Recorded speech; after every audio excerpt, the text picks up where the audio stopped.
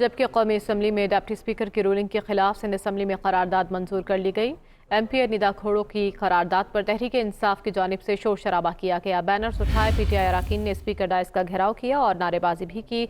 दिलचस्प बात यह है कि MKM की जानिब से भी इस करारदाद की हिमायत की गई है, जहाँ पर MKM और पीपल्स पार्टी आमने सामने होते थे, लेकिन आज इस करारदाद की हिमायत की MKM ने भी। कौमी असम्बली में डिप्टी स्पीकर की रूलिंग के खिलाफ सिंध असम्बली में करारदाद मंजूर की गई है। ये करारदाद MP निदा खोड़ो की जानिब से पेश की गई और इस करारदाद की मंजूरी के साथ ही तहरीक इंसाफ की जानिब से शोर शराबा किया गया और बैनर्स उठाए PTI अरकान स्पीकर डाइस का घेराव करते रहे। नारेबाजी भी की गई और आपको बताएं कि आज असम्बली इजलास की कार्रवाई में MKM की जानिब से भी इस करारदाद की हिमायत की गई है। आज तहरीक इंसाफ के कारकुनान किस तरह से हुल्लड़बाजी करते रहे, नारेबाजी करते रहे, आइए वो देखते हैं।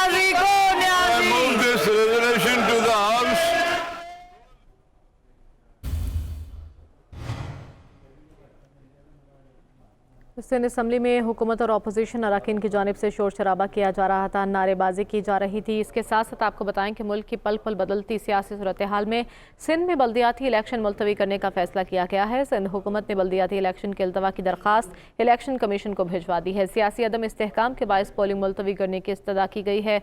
मजीद तफसीलात जान लेते हैं। हमारे साथ मौजूद है नुमाइंदा दुनिया न्यूज़ मोहम्मद अरशद। अरशद, आगाह कीजिएगा।